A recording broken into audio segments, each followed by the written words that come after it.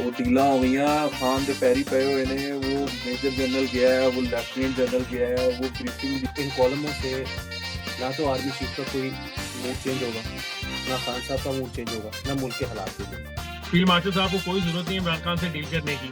ये एस्टैब्लिशमेंट भी नहीं चल सकती, ये सिस्टम भी नहीं चल सकता जब तक कि अक्सरियत ना हो इस सिस्टम के साथ। माफ़ी उसकी कौन मांगेगा जो कि एक मुल्क के सबसे बड़े लीडर का को गिरेबान से पकड़ के खींचा गया, 9 मई को भेजा गया।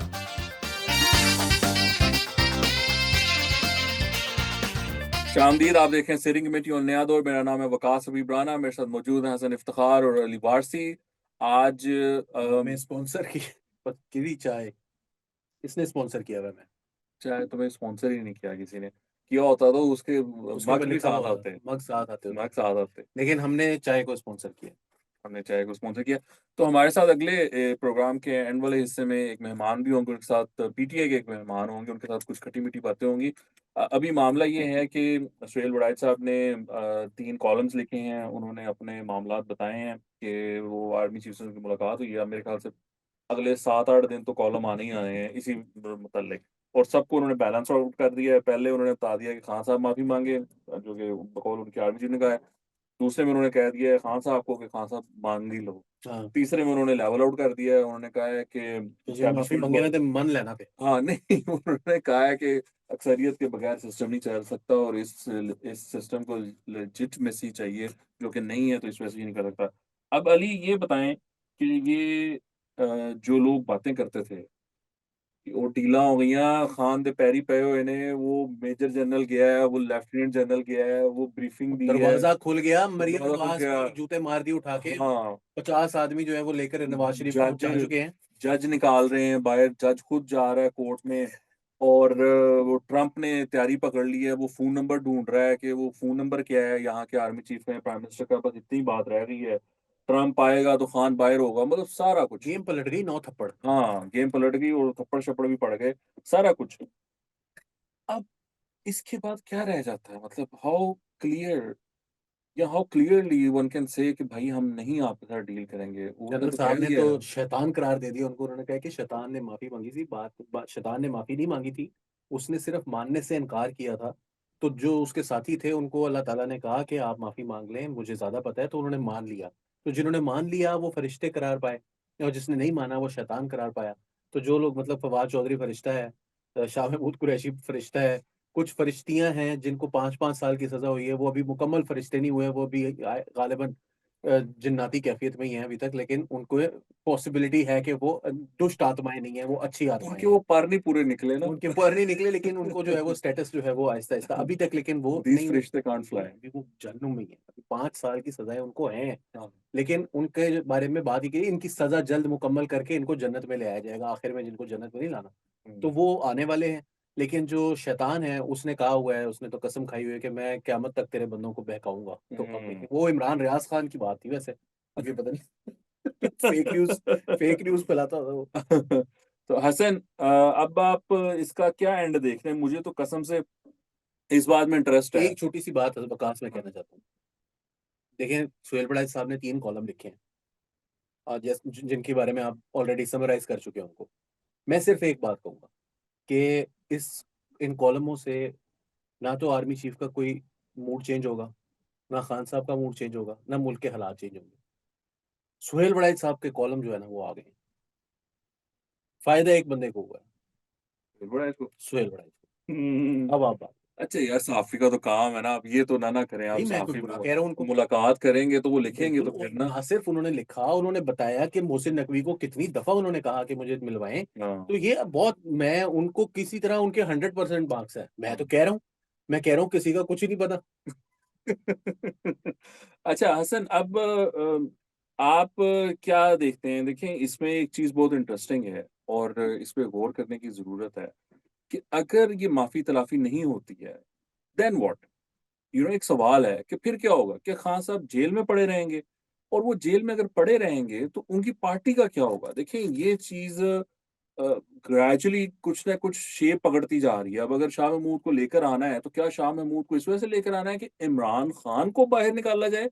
या इस वजह से लेकर आना है कि वो पार्टी को टेक ओवर करके और इसको एक नई डायरेक्शन दें? हसन? अच्छा, पता नहीं, सबसे पहले अली की बात को तो मैं थोड़ा सा कंटिन्यू भी करना चाहता हूँ कि सोहेल साहब को दाद देनी भी बनती है ना। आप ये देखें कि उन्होंने मतलब एक ऐसा काम ना सिर्फ अभी इनकी बारी नहीं किया, वो भाजपा डॉक्टर के भी जो वो है मौजद बानी, जो लिखने वाले, वो उसके वो थे रावी, समझ लें आप। हाँ, मौजद नहीं थे तो मुझे तो रावी तो बाजवा थे साहब ना। खुद थे, हाँ, मोजिद मौजद बाजवा बाज, साहब खुद थे, मुर्रख हाँ, जो है वो सुहेल मूर्ख। बड़ाई साहब। हाँ, मूर्ख उसके जो थे वो थे, मूर्ख नहीं कह रहे हम, लेकिन हम सोचे साहब ये मतलब तारीख लिखने वाली बात करें। अच्छा, आप ये देखें उनका एक्सेस है। अब मजे की बात यह है कि मेरे लिए मतलब मुझे हैरानी की बात है कि चीफ साहब ने ब्रसल्स को चुना जाके, सॉरी माफ माफ कीजिएगा, फील्ड मार्शल साहब ने ब्रसल्स में जाके गुफ्तगू करने की पसंद किया। ये गुफ्तगू पाकिस्तान में भी हो सकती थी, दोनों लोग पाकिस्तान में रहते हैं, मतलब एक लाहौर में रहते हैं, एक रावलपिंडी में रहते हैं, किसी दिन ऐਵੇਂ ही मिलते मिलाते मिल मिला लेते। वो ब्रसल्स जाके दास्तान गोई की गई। अच्छा, अब कहने वाले तो ये भी कह रहे हैं कि जो फील्ड मार्शल साहब हैं वो कुछ कानों से दूर गए थे कि कान उनकी बातें ना सुन लिया करें, वो जिनके बारे में जरदारी साहब कहा करते थे कि वो हर जगह कान होते हैं। हैरत की बात है। जहां तक आपने की इमरान खान की बात, मेरा ख्याल है बारहा फील्ड मार्शल साहब की तरफ से चाहे वो पब्लिक तकारीर में अगर उसका थोड़ा सा हिंट दिया गया हो, या इस ये जो अब कॉलम की सीरीज आ रही है इसके अंदर उनकी जो गुफ्तगू बड़ी क्लियरली और शैतान का हवाला देके उन्होंने किया, वो की गई हो, उनके लिए इमरान खान साहब की वापसी का तरीकाकार सिर्फ वही है। अच्छा, दो ईगोज की लड़ाई कह लें, दो जायंट्स की लड़ाई कह लें, या जो कुछ भी कह लें, इसमें ये दोनों का है कि ब्लिंक पहले कौन करेगा। अच्छा, फील्ड मार्शल साहब को ब्लिंक क्यों करना है? इस वक्त तारीख वो लकी हैं। खान साहब की जो लक थी ना, मतलब सारी उम्र खान साहब की लक चलती रही। 1987 88 में वेले हो गए थे, क्रिकेट तो छोड़ दी थी, वापस आ गए, वो आके 92 का वर्ल्ड कप जीत लिया। वो वर्ल्ड कप होना ही नहीं था, जीतना ही नहीं था। अगर ये रिटायरमेंट ले चुके थे, वो रिटायरमेंट वापस न लेते, but he had to do it ना। तो वो कुछ होते हैं ना, और डेस्टिन्ड होती हैं। बारिश हो गई, एक पॉइंट मिल गया, इस वजह से तो वो सेमीफाइनल में आ गए थे। अच्छा, हाँ, तो डेस्टिन्ड होते हैं ना कुछ लोग, कि उनकी डेस्टिनी में लिखा होता है कि चीज उनको मिलनी है। तो ये जो फील्ड मार्शल साहब है वो भी बड़ी अच्छी डेस्टिनी लिखवा के लाए हैं। रिटायर हो रहे थे, होते होते आर्मी चीफ बन गए, इंडिया ने जंग कर दी, इंडिया को मुंह तोड़ जवाब दे दिया, फील्ड मार्शल बन गए। अगर पब्लिक सेंटिमेंट हक में नहीं भी था तो जंग के बाद तो बहुत हद तक हो गया ना। फील्ड मार्शल साहब को कोई जरूरत नहीं है इमरान खान से डील करने की ना। वो 3 कुछ साल तक इस मामले को, वो इस तरह ही मौजूदा सूरत हाल को, लेजिटिमेसी है या नहीं है, चला सकते हैं। जो कि इस वक्त सूरत हाल है, मतलब things can change tomorrow, but today आज जो सिचुएशन है उसमें उनके ऊपर कहीं से कोई प्रेशर नहीं है। वो इस मामले को धक्का देकर चला सकते हैं। सूरत हाल में अगर कोई इकोनॉमी बेहतर हो गई, कोई जैक लग गया, कोई सच्ची मुची को तेल शेल निकल आया, क्या पता यार, मतलब सबके निकलते हैं, सऊदी अरब का भी निकला है, यूएई का भी निकला है, हर बंदे का निकला है, हमारा भी कभी ना कभी लग ही जाए। हम जंग जीते हुए हैं, जैक लगना भी बनता है। तो मेरा नहीं ख्याल कि उनपे कोई प्रेशर होगा। तो आई डोंट थिंक कि इमरान खान साहब is going to get anything. Sohail साहब को दाद देनी चाहिए। वो हर बार जो साहिब इक़्तिदार होता है उसके दरवाजे के अंदर पहुंच जाते हैं और उससे सारी बातें निकलवा के ले आते हैं और लाके छाप देते हैं। कम से कम उनको क्रेडिट देना चाहिए, वो मेहनत करते हैं अपने काम के अंदर। That's true. Not just that, क्योंकि आपने साहिब इक़्तिदार कहा तो मैं थोड़ी सी क्लैरिफिकेशन ऑन सोहेल साहब बिहाफ, जो कि उन्होंने मुझे कहा नहीं है, मगर मैं वैसे कर दूं कि जब मियां साहब एग्जाइल में थे तो सोहेल साहब वहां भी पहुंच गए थे। उनकी जो किताब थी गद्दार कौन, हाँ जी। वो सोहेल बड़ाइच साहब ने उस जमाने में लिखी थी। और जब जी। खान साहब जमान पार्क में बैठे हुए थे तो सोहेल बड़ाइच की मेरे ख्याल है सबसे ज्यादा मुलाकातें हुई हैं उनसे, उन्होंने मेंशन सीनियर भी सहाफियों किया। में। सो आई भी है। आई थिंक मुलाकात, वो दरवाजे खुले रखना चाहते हैं और वो हर एक से मुसलसल राब्ते में रहना चाहते हैं ताकि इंफॉर्मेशन का फ्लो ना रुके किसी भी दौर में। अच्छा, तो अब Ali let's move forward to the next topic, जो कि अजीब सी टॉपिक है, अजीब सा ही मामला है, अजीब सी खबर आई है कि एक साहब जिनका नाम है डॉक्टर उस्मान काजी, वो कायद यूनिवर्सिटी से पढ़े, वो पेशावर यूनिवर्सिटी से पढ़े, और फिर वो पढ़ा रहे थे वहाँ पर बलूचिस्तान में। उनकी वाइफ भी एक सरकारी ऑफिसर हैं। वो उनका अब एक कन्फेशनल बयान आया है जिसमें कि वो बता रहे हैं कि जी मैंने बीएलओ को सपोर्ट किया, मेरे पास वो बंदा आया, मैंने बंदे को ठहराया, अगले दिन जाके उसने खुद कुछ हमला किया। और 14 अगस्त के बारे में भी वो कुछ बात कर रहा था कि वो कोई पॉसिबल अटैक था। तो वो अब इस तरह का वो चीज़ें कुछ सामने आई हैं, which is of course not just alarming, but the fact that this guy is very well educated, और हमने पढ़ाया है। हमने मतलब हम पाकिस्तान के इंस्टीट्यूशंस ने पढ़ाया है, और वो ये काम कर रहा है। It has come as a shock, और ऑफ कोर्स जो उनके सपोर्टर्स रहे हैं बीएलए के, या जो ज़िली तंज़ीमें हैं उनके, वो लोग भी अब थोड़ा-सा वो थोड़ा-सा गुस्से में आए हुए हैं, और वो जवाब दे रहे हैं लोगों को। कि ये झूठ है, ये अंडर स्ट्रेस ये उससे लिया गया बयान, उसने ऐसी बात ही नहीं कर सकता, पहले भी इस तरह के बयानात आते रहे हैं वगैरह, वगैरह, वगैरह। अब ये है इश्यू, इस पे हसन, मैं चाहता हूँ कि आप पहले ज़रा रोशनी डालें कि ये एक तो इनके सपोर्टर्स का क्या मामला है, और फिर ये जो न्यूज़ है इटसेल्फ, इस पे भी आई नीड योर एनालिसिस। अच्छा देखिए ना साहब, बात यह है कि पाकिस्तान के अंदर ना हम लोग जो लिबरल समझ लें, लेफ्ट समझ लें, ये सारे जो आप एक ही जनरलाइजेशन ही है, वो सारे लोग मिलते जुलते ही हैं, इक्का दुक्का हैं इतने ज्यादा नहीं। ये हमेशा से ना इस किस्म की जो कॉजेज होती हैं उनके सपोर्टर बन के खड़े हो जाते हैं। और वो मतलब चले आप जहाँ, जब तक वो सिर्फ एक आइडियोलॉजिकल कॉज तक की बात रहे, तब तक तो शायद आप जिस मर्जी आइडियोलॉजिकल कॉज को सपोर्ट कर लें, बट वंस वो किसी ब्लड शेड के अंदर चली जाती है, वो बंदूक उठा लेते हैं, वो रियासत का, और इससे खाली रियासत क्या, रियासत की मशीनरी क्या, वो आम शहरियों को भी मारना शुरू कर देते हैं और पंजाबियों को टारगेट करके मारते हैं। उस सूरत हाल में ये जो हमारे दोस्त अहबाब हैं, बीएलए के जो सिंपथाइजर्स हैं, उनके लिए इंपॉर्टेंट बात अब ये है कि एक लाइन ड्रॉ हो रही है, इंटरनेशनली भी ड्रॉ हो चुकी है। पहले ये लोग छुप जाते थे इस बात के पीछे कि ये इंटरनेशनली बैन तंजीमें नहीं है, ये आज़ादी की जंगें लड़ रही हैं। अब तो इंटरनेशनली भी हो गया है, अमेरिका ने भी कर दिया, और आने वाले दिनों में आप देखेंगे कि यूरोपियन यूनियन, जहां बहुत सारे इनके जो लोग हैं भाग के चले गए हैं और वहां जाके असाइलम वगैरह ले लिए हैं, और वहां से बैठ के ये ट्विटर श्विटर के ऊपर तकरीरें करते रहते हैं, कोई आजाद बलूचिस्तान बना रहा है, कोई कुछ कर रहा है, ये जो लोग हैं। मजे की बात यह है कि इस सब के अंदर आपने खुद बताया कि वो भाई साहब जो हैं, उन्होंने अपने एतराफी बयान में बताया कि उनको तकरीबन हर लेवल पे स्कॉलरशिप दी गई, उनको हर लेवल के ऊपर उनकी पढ़ने में, वो पढ़ना चाहते थे तो रियासत की तरफ से मदद ही की गई ना। ये कोई लेफ्ट आउट आदमी नहीं है कि जिसको रियासत ने बिल्कुल फारिग करा दिया था, उसको कुछ मिला नहीं, उसका बड़ा इस्तेसाल हो गया, तो उसने दहशत गर्दों की सपोर्ट करनी शुरू कर दी या मदद करनी शुरू कर दी, बिकॉज ये हैड नथिंग, रियासत से तो उसको कुछ मिला ही नहीं। बात ये है कि ये लोग पढ़े लिखे लोग हैं, बजाय इसके कि ये अपनी पढ़ाई को और उसको एक बॉन्ड के तौर पे या एक ब्रिज के तौर पे इस्तेमाल करें अपने और रियासत और अपने उन दोस्तों के दरमियान जो एक्सट्रीम्स में खड़े हैं, ये जाके उनके साथ खड़े हो जाते हैं। और फिर हमारे ये दोस्त हैं बुकला हजरात की तरह के और इस किस्म के, वो आ कहना शुरू कर देते हैं कि जी ये जोर जबरदस्ती से दिलवाए गए बयान है, इनकी कोई कानूनी हैसियत नहीं है, किसी चीज की भी कोई कानूनी हैसियत नहीं है इस मुल्क के अंदर। वो दहशतगर्दी कर रहे हैं, वो बंदूक उठा रहे हैं, वो अपने मुंह से बता रहे हैं कि एक आदमी को उसने रखा और अगले दिन जाके उसने अपने आप को फाड़ लिया। ये तो चीजें मतलब we are not making this up ना, ये कोई इदारा तो नहीं मेकअप करके दे रहा। और ये कि आप इदारे की मुखालफत में हैं या आप इदारे का इंटरफेरेंस पसंद नहीं करते सियासत में, तो इसकी वजह से आप इदारे के जो जेन्युइन या लेजिटिमेट ग्रीवेंसेस हैं उनके बारे में भी बात ना करें। बात है ना, कोई लोग तो बंदूकें उठा के बैठे हैं बलूचिस्तान में, जो लोग बंदूकें उठा के बैठे हैं वो ना सिर्फ रियासी इदारे के लोगों को मारते हैं बल्कि अवाम को भी मारते हैं, और उनके खिलाफ जब भी कार्रवाई होती है तो ये लोग रोना शुरू कर देते हैं। अब मुझे आप बताएं कि how can that work anywhere else in the world? Can this work in the US? Can this work in UK? Can this work in European union? कहीं पे भी ये हो सकता है कि वहां पे एक लोग बंदूक उठा के रियासत को मार रहे हो और इस तरह के लोग जो है वो बैठ के रौला डालता रहा करें। अब लोग गायब हो रहे हैं, उसने खुद बताया कि मेरे कुछ दोस्त और वाकफकार थे, वो भी दहशतगर्दी में मतलब गायब हो गए। आप रोज सुनते हैं कोई डॉक्टर थी, उसने अपने आप को फाड़ लिया, 3 बच्चों को छोड़ के वो चली गई। मतलब why are these people doing this? इसीलिए क्योंकि इस किस्म के लोग, उनको पता है कि बैठे होंगे जो इनको जस्टिफाई करते रहेंगे, बजाय इनके कि अपनी जो कुर्बत है उनके साथ उनको बताएं कि इस तरह के काम मत करो, कौमी दायरे में आने की कोशिश करो। इन्होंने उनको पहाड़ पे चढ़ाया हुआ है, वो वहां से फाड़ते हैं, कुछ करते हैं, ये यहाँ से अपनी तकरीरें करते हैं और एक कौम को बेवकूफ बनाते रहते हैं, कौम को कंफ्यूज करते रहते हैं। तो ये जो मसला है ना, ये अब एट सम पॉइंट तो रियासत को भी इसके बारे में सोचना पड़ेगा। I am not in favour of gagging people. I'm not in favor of actual draconian laws.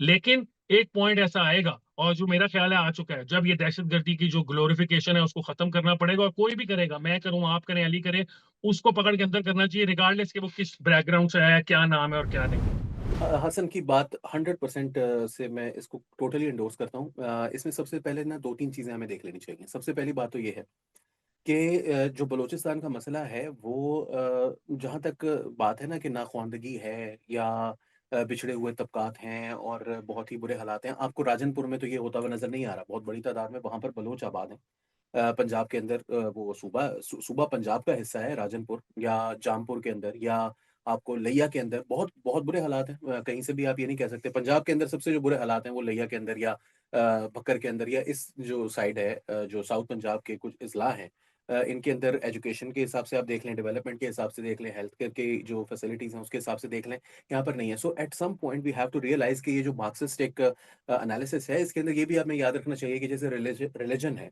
वो भी एक ओपियम ऑफ द मैसेज उसको कहा गया है कार्ल मार्क्स की जानिब से। या नेशनलिज्म कितनी एक स्ट्रॉन्ग फोर्स है, क्या वो इतनी स्ट्रॉन्ग फोर्स है कि आपको बेशक कोई रियासत जो है वो पीएचडी करवा रही हो, आपको हर लेवल पर स्कॉलरशिप्स दे रही हो, उसके बाद आपको नौकरी दे रही हो, आपकी अहलिया को भी नौकरी दे रही हो, उसके बावजूद आप नेशनलिज्म की जो फोर्स है, वो इतनी पावरफुल है कि वो ये काम आपसे करवा सकती है। देयर इज़ अ ट्रेडिशन कि हमारे मिलिट्री कोर्ट्स में इस तरह के फैसले होते रहे माज़ी के अंदर, इसका ये मतलब नहीं है कि ये बयान झूठा है। कुलभूषण यादव का बयान झूठा था?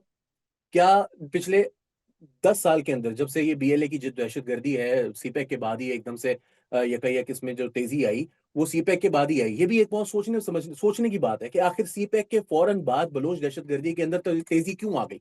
ये सोचने की बात है ना। आखिर क्यों मिडल ईस्ट जो वो रिसर्च इंस्टीट्यूट है, मेमरी, वो अचानक क्यों बलूचिस्तान स्टडीज़ के ऊपर एक जो है वो प्रोग्राम शुरू कर रहा है? जैसे ही वो ईरान के ऊपर हमला करता है इसराइल, साथ ही इसराइल से फंडेड एक इसराइली मोसाद के एक साबिक अफसर का बनाया हुआ इदारा बलूचिस्तान स्टडीज के ऊपर प्रोग्राम क्यों शुरू कर देता है? और मीर यार बलोच, जिसको आज तक किसी ने नहीं देखा, किसी ने आज तक उसकी शक्ल नहीं देखी, नोबडी नोज कि वो कौन है, कहां से पढ़ता है, क्या ये एक फेक पर्सन है, क्या ये सिर्फ एक ट्विटर अकाउंट है?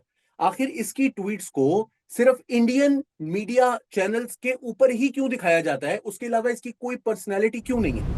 आई एम नॉट सेइंग कि ये जो डेवलपमेंट है ये रोल अदा नहीं करती। अगर कहीं पर डेवलपमेंट कम होगी तो ऑब्वियसली आपके लिए एक पोटेंट जगह होगी, एक ऐसा ग्राउंड होगा जहां पर आप आसानी वहां से रिक्रूटमेंट हासिल कर सकते हैं। But at the same time you can not से कि ये बंदा जो है वो इसकी कन्फेशनल स्टेटमेंट जो है वो झूठी है, क्योंकि ये कन्फेशनल स्टेटमेंट है, नंबर वन। और नंबर टू, कि ये जो फोर्सेस हैं इनसे डील करने का क्या तरीका है। आई डोंट थिंक कि रिलीजन को आप you can wish it away. I don't think कि यू कैन विश नेशनलिज्म या नेशनलिस्ट सेंटिमेंट्स अवे। उसको किस तरह से कौमी धारे में लेकर आना है, ये भी आपको सोचना पड़ेगा। इन लोगों के जो कंसर्न्स हैं, किस तरह इनको अले किया जा सकता है, किस तरह से इनको खुश किया जा सकता है, ये सब कुछ रियासत को सोचना पड़ेगा। And this is going to take a lot of time, but at the same time Hasan ने जो बात की है कि अब ये बहुत तेजी से होगा। देखिए, मैंने कुछ दिनों पहले एक वीडियो भी की थी। बलूचिस्तान के अंदर पिछले कुछ अरसे से अब अमेरिका ने भी आपको ऐसे आलात देना शुरू कर दिए हैं, ऐसी सैटेलाइट इंफॉर्मेशन ऐसे ऐसे टूल्स फराहम करना शुरू कर दिए हैं। और चाइना ने भी, जो काउंटर टेररिज्म में बहुत काम आते हैं। इंडिया के अंदर काउंटर टेररिज्म में बहुत कमी आई जब 2008 के बाद उन्होंने इसराइल से इन टूल्स को लेना शुरू किया। जो फेस रिकग्निशन है, जो आपके नादरा के पास जो टूल्स होने चाहिए नहीं हैं, लेकिन उसके बावजूद अब आपकी आर्मी के पास वो हैं। ये लोग अब सामने आएँगे, इनकी सर्वेलेंस बढ़ेगी। It's not a good situation. एक आम आदमी की सर्वेलेंस भी बढ़ेगी, लेकिन ये भी अच्छी सिचुएशन नहीं है कि पाकिस्तान के अंदर ऐसे इलाके मौजूद हैं जहाँ पर पाकिस्तानी रियासत की अमलदारी मौजूद नहीं है। I am all for rights, but I am not all for state की कोलैप्स। मैं उसको नहीं मानता। अच्छा, इसमें देखिए एक चीज़ है, वो है एंटी एस्टैब्लिशमेंट होना।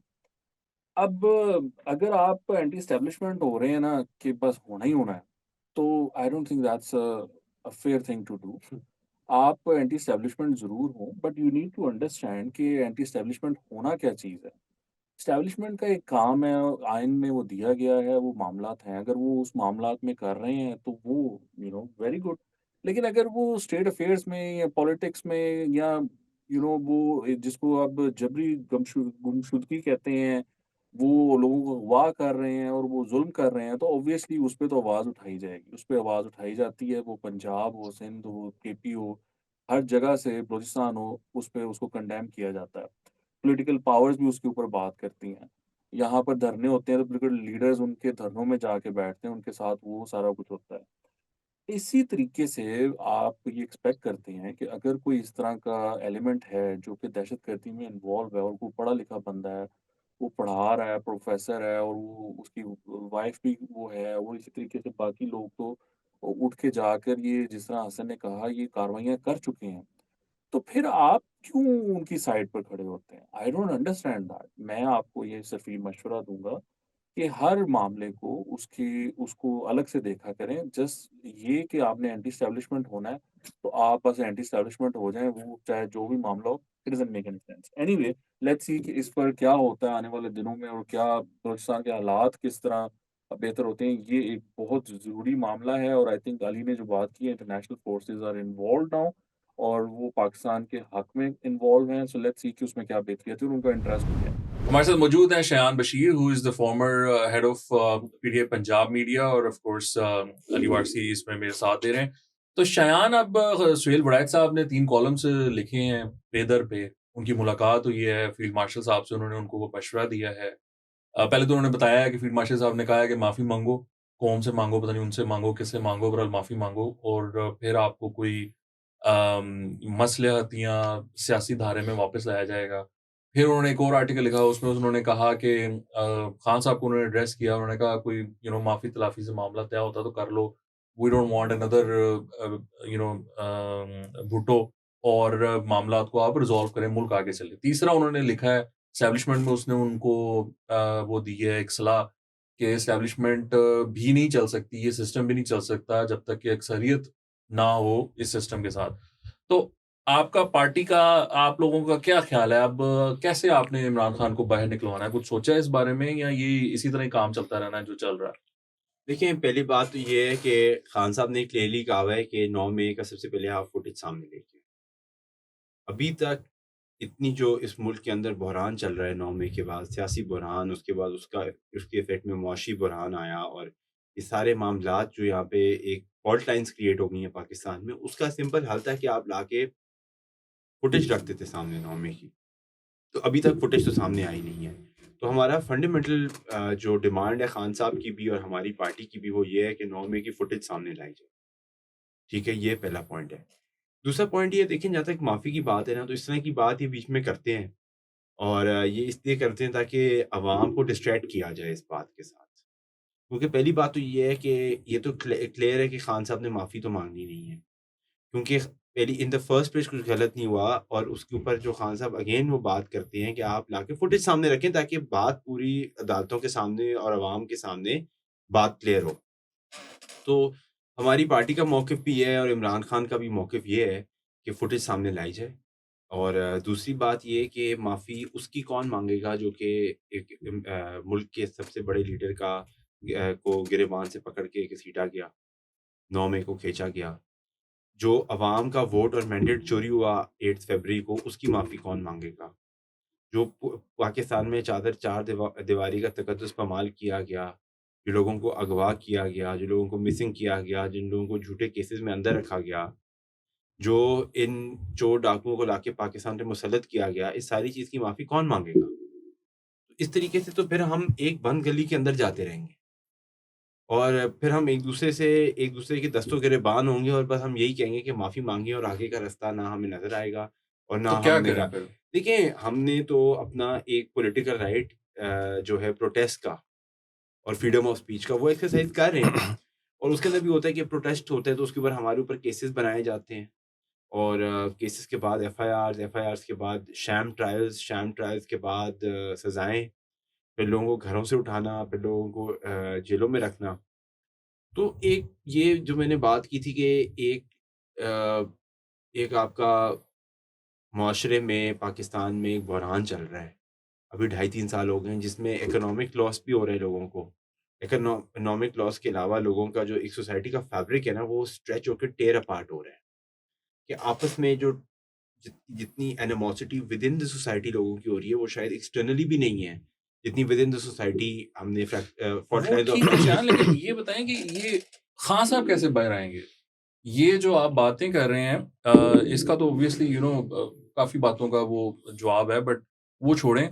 लेकिन खान साहब कैसे बाहर आएँगे? देखिए, अगर तो वो कहते हैं कि जी माफ़ी माँगे, आप कहते हैं तुसी माफ़ी माँगो।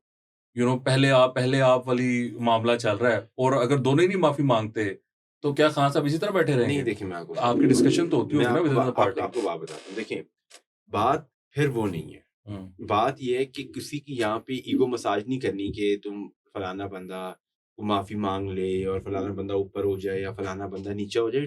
It is not an ego battle. It should not be an ego battle. ठीक है? बात ये होनी चाहिए कि मुल्क के मफ़ाद में क्या सही है और फंडामेंटल प्रिंसिपल्स क्या हैं जिसके ऊपर डिसएग्रीमेंट है। ठीक है? आप आके बात करें रूल ऑफ लॉ के ऊपर, आप आके बात करें सिविलियन सुप्रीमेसी के ऊपर, आप आके बात करें एडल्ट फ्रैंचाइज़ के ऊपर, की इम्पोर्टेंस के ऊपर। ठीक है? फिर उसके बाद आपकी फ्रीडम ऑफ स्पीच हो गई और आपकी हो गई राइट टू प्रोटेस्ट। ये कौन बात कर रहे देखिए हैं? एस्टेब्लिशमेंट बात कर रहे हैं? बताता हूँ। सब सब लोगों ने जो भी स्टेक होल्डर हैं इस मुल्क के अंदर, आप ऑब्वियसली बात इमरान आप तो क्या बात ही उसमें नहीं कर दूसरी रहे। सियासी जमातें आपके आप ख्याल तो में करते शामिल नहीं हैं? बात। देखिए दूसरी सियासी जमातें शामिल ज़रूर हैं। देखिए जो आपने 5-6 चीज़ें बताई हैं उसमें वोट की तकद्दुस की बात आप कर रहे हैं, साथ-साथ आप कह रहे हैं एडल्ट फ्रेंचाइज़ की, आपने बात किया सिविलियन सुप्रीमेसी की, ये सारी की सारी चीज़ें जो हैं इसके अंदर आपके जो एलाइज़ हैं इस लड़ाई में, वो तो यकीनन सिविलियन स्टेक होल्डर्स होंगे ना, तो उनके साथ अगर आप मुसलसल बातचीत से इनकारी होंगे, तो उस सूरत में हाउ डू यू सी कि ये मसला ये है कि पावर एक साइड पर है, एक लीडर है कि जो कि जेल में है, जिसका दावा है और आपका भी दावा है यकीनन कि वो मुल्क के मकबूल तरीन सियासी जमात है, और एक तीसरा जो फोर्स है वो है सिविलियंस, और आप उनमें से एक से बात करना नहीं चाहते, दूसरा आपसे बात नहीं करना चाहता। So how do we get out of this problem? अच्छा ये एक और इसको आगे ले देखिए, जाते हैं, हाँ इसको जी। आगे ले जाते हैं। चलो जी बात हो गई, डीजीसी, आर्मी चीफ या डीजीआईएसआई बैठ गए खान साहब के साथ, आपके ख्याल में क्या बात होगी? देखिए बात वो नहीं है कि बात क्या होगी, बात तो सिंपल यही होगी ना कि पाकिस्तान के मफाद में क्या है, और फंडामेंटली लॉन्ग रन में इस कौम के मफाद में क्या है, इस कौम को अपने राइट्स देना, इस नहीं कौम शायद के वहां पर तो नहीं ना ये बात होगी, क्यों नहीं वहां पर होगी तो वहाँ पे। इमरान खान साहब को जो चाहिए वो मांगेंगे, उनको जो चाहिए वो तो वही मांगेंगे। बात है ना कि जब आप कौम कहाँ से आ गई आप बीच में? कॉमन डिनोमिनेटर ये बना देना बात को कि हमारे गोल्स एक हैं, जब आपके गोल्स एक हो ना तो फिर बहुत से रास्ते निकल आते हैं। इसी तरीके से जो आपने बात की ना सिविलियन वाले सेटअप की, उसके अंदर सिर्फ बात ये है अली भाई कि आपका जो ये सिविलियन सेटअप है ना इस वक्त, दे आर प्रॉक्सीज, ये प्रॉक्सीज हैं, ठीक ये है। प्यादे हैं, ये बेसिकली जो आपकी मुक़तदरा है इस मुल्क में, उनके मतलब फ्रंट में भी कोई थोड़ी-सी होती है चीज़ कि चलो फ्रंट एक जैसे मैं सॉरी बात कंप्लीट कर लूँ 18 उसको। में इमरान वाज द सेम, क्या फर्क था? नहीं देखिए वो आप ऐसे ही होता है स्पेकुलेटिवली पाकिस्तान में। बात करें, इस वक्त तकरीबन 300 इलेक्शन पिटीशन दायर हैं, तमाम टेम्पर्ड फॉर्म 45 कोर्ट के रिकॉर्ड का हिस्सा है, कोर्टों में जमा हुए हैं। आज अगर आप फोरेंसिक करें ना कि अगर आप बैठ के आप बोलने को तो आप बड़ी दफ़ा बोल सकते हैं कि ये इलेक्शन रिग हो गया, ये हो गया, फलाना हो गया।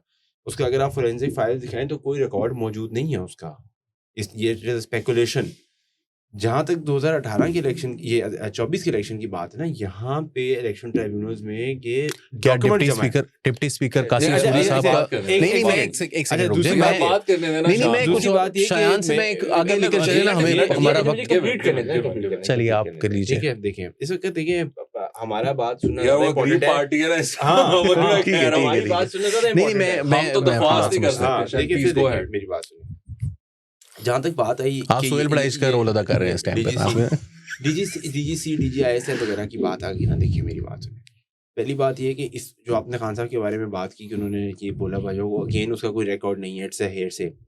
जो इम्पोर्टेंट बात ये है कि डीजीसी डीजीआईएसएल का क्या मैंडेट है पाकिस्तान में, पाकिस्तान के लोगों की सिक्योरिटी क्या आपका लीडर क्यों बात करना चाहता है उनसे? और मैंडेट नहीं, क्योंकि बात ये है कि डिस्प्रपोर्शनल पॉलिटिकल पावर भी इन्हीं इदारों के पास है। तो यही बात है ना, हाँ, लेकिन मैंडेट क्या है? अगर हम इस बात पे नहीं आ जाए मैंडेट ना, नहीं है। अच्छा कि- बात करके फिर क्या कहेंगे नहीं, उनको कि आप क्योंकि पावर छोड़ दें? extra- देखिए मैंडेट नहीं है, मैंडेट से बियॉन्ड नहीं, हाँ बिल्कुल बियॉन्ड है। तो अगर हम सारे अपने मैंडेट में आ जाएं, तो खान साहब क्यों उसका आएंगे मुलाकात वो? करके कहेंगे आप अपने मैंडेट में आ जाएं। ऑफ कोर्स इसी पे बात होगी और किसी तो से वो बात आ होगी। जाएंगे। शायान मतलब मेरे I mean don't disrespect my intelligence and नहीं, हम तो यही चाहते हैं ना कि नहीं पाकिस्तान आप इसी चाहते तरीके हैं से आगे बढ़े। अब चलें, अब आगे चलते नहीं हैं ना। वो नहीं चाहते, खान साहब नहीं चाहते। नहीं नहीं ये- विकास नहीं, आगे खान चलते हैं साहब ना। नहीं आप ये चाहते हैं, बताएं मैं तो उनके आप ये political बताएं workers कि की बात पिछले बता हफ्ते रहा आई अप्रिशिएट कि आप ये हाँ। बात कर रहे हैं, बट वो आपके लीडर ये नहीं चाहते। नहीं अच्छा, सर, वो क्यों बैठे हुए 2 साल से जेल में? अगर वो यही चाहते होते कोई डील करके आ जाएं तो वो कुछ महीनों में भी नहीं, वो पाया- वकास साहब का ये कहना है कि उनको कोई डील ऑफर नहीं की जा रही। चले इस नहीं बात यार, को हम आगे चलें, चलते हैं डील ना। पाकिस्तान में ना हमेशा हाँ एक रास्ता होता है। अब आपको तो पार्टी ने निकाल दिया है ओहदे से, तो उसका जरा बताएं हमें कि क्यों, क्या वजह बनी उसकी, क्योंकि आप इसी तरह की बातें कर रहे होंगे और जो कुछ लोग जो हैं वो उसको उनको नहीं पसंद आ रही। कौन सी बात है? वो देखिए ना, वो जिस तरह की बातें ले रहा है उससे ज्यादा वो क्या करे? नहीं, पार्टी की लाइन नहीं ले रहे, वो कह रहे हैं कि हम भी सिस्टम का हिस्सा बन गए थे उस टाइम पर, तो वो मसला है ना। लेकिन बहरहाल अब आप बताएं ना, रीजन बताएं। देखिए बात ये at the end of the day, अगर हमारी जनरेशन के भी लोग बैठ के यहाँ पे गलत बात करेंगे कि बिल्कुल ही हम उस दूसरी साइड पे चले जाएंगे कि जी हम तो इस सिस्टम में आए नहीं, हम तो कहीं से और आए हैं, और तरीके से हम तो ऑब्वियसली एडमिट करते हैं इस बात को कि बिल्कुल। जब तक हम That's a very good starting point for any discussion. अपने गिरबान में नहीं झांकेंगे तो आगे हम क्या, फिर हम वही 2 महीने चलेंगे फिर गिर जाएंगे 2 महीने बाद, बिल्कुल सही तो फायदा उसका नहीं वो बात सही है हाँ, आपकी। मैं कह रहा हूँ हाँ, आपको जो- क्यों हाँ, जो निकाला है मुझे ओहदे से, रोल- हाँ, मैंने मुझे- सवाल का जवाब नहीं, चाहिए। मुझे क्यों निकाला? मुझे बेसिकली शयान को क्यों निकाला? मुझे बेसिकली रोल से रिमूव किया गया। हम्म, उसकी वजह ये थी कि वो उस वक्त पार्टी प्रेशर में थी और वो चीफ ऑर्गेनाइजर थी पंजाब की आलिया बीबी, वो थोड़े आई थिंक वो उस वक्त के हालात प्रेशर थे, वो हुई, प्रोटेस्ट हुआ, प्रोटेस्ट के बाद फिर लोगों पे FIR केसेस और उनके ऊपर फिर उनकी भी अपनी ट्रायल चल रही थी जिसपे उनको सजा हो गई है। तो वो कोई ऐसी एक बात थी प्रेस ब्रीफिंग के अंदर जो थोड़ी सी वो क्लिप किसी ने आउट ऑफ कॉन्टेक्स्ट भेज दिया, तो उस प्रेस हो गया। तो इंशाल्लाह आगे जाके अब इसके ऊपर हम बातचीत करेंगे और इसके ऊपर ये चीज़ें रिजॉल्व होंगी। वो इसी तरह से था कि बेसिकली जब हाई प्रेशर में चीज़ें होती हैं ना, तो कई चीज़ें ऐसी हो जाती हैं जो कि फिर लेकिन उन्होंने अपनी जो नोटिफिकेशन जारी हुआ है उसके अंदर तो उन्होंने लिखा है कि आपने पार्टी के कुछ जो ख्यालात हैं उससे डिसएग्री किया है या पब्लिकली उनकी जो इंस्ट्रक्शंस थी उनको गालिबन आपने फ्लाउट किया है। वो कौन सी ऐसी चीजें थी, नहीं, हिदायत उन्होंने थी कहा था कि जिनका आप पालन नहीं कर रहे? नहीं, उन्होंने कहा था कि irreversible damage to the party's reputation. हाँ हाँ, irreversible। बहुत आपने क्या किया आपने ये? क्या कर दिया अभी मैं शायद खुद भी आप- अंडरस्टैंड करने की कोशिश कर रहा हूँ, Right. To be honest. ठीक है, मैं अभी फुली अंडरस्टैंड नहीं कर पाया, एक्चुअली मैं बिल्कुल अंडरस्टैंड नहीं कर पाया उस बात को। उनसे भी मेरी बात हुई तो वो भी उस पे मुझे नाकाबिले शायद- तलाफी नुकसान जो है ना वो Ali आपको नहीं Shahid पहुंचाना is a- चाहिए is a था। नहीं young आया। guy और पॉलिटिक्स में इट्स अ वेरी encouraging बिल्कुल। thing। और PTI का ये खासा है, देखें किसी पार्टी में ये पॉसिबल नहीं है कि आप कोई अहम जगह पे बैठ जाओ, ये तो मतलब हिलने भी नहीं देते अनलेस कि यू स्पेंड मनी। वो नून लीग हो, पीपल्स पार्टी वाले ये नहीं करते, वैसे उधर मौके फिर भी मिल जाते हैं, जालों की इज्जत भी होती है, लेकिन नून लीग का तो बहुत नून बुरा लीग हाल का है। तो बिल्कुल ऐसे ही। PTI में कम से कम ये है कि इफ यू यंग एनर्जेटिक आपका स्किल है, तो इमरान ने ये चीज की है कि वो लोगों को आगे लेकर आया, किसी को एडवाइजर बनाया है, वकास सेनेटर बनाया है। इनको शायान बशीर को एक हमारे म्यूचुअल हैं, आप भी जानते हैं बहुत अच्छी तरह, तो वो इनको कह रहे थे कि PMLN और मरियम नवाज के, तो मैंने कहा कि जी मरियम नवाज और इमरान खान में फ़र्क ये है कि Imran can identify such talent. Shan, thank you so much for your time. It Thank was a you. very good discussion. I think नहीं, इस तरह की welcome. डिस्कशन होनी चाहिए, आइडियाज डिफरेंट किस्म के वो एक्सचेंज होने नहीं, चाहिए। अच्छी बात थैंक यू है, सो welcome. Much for your time.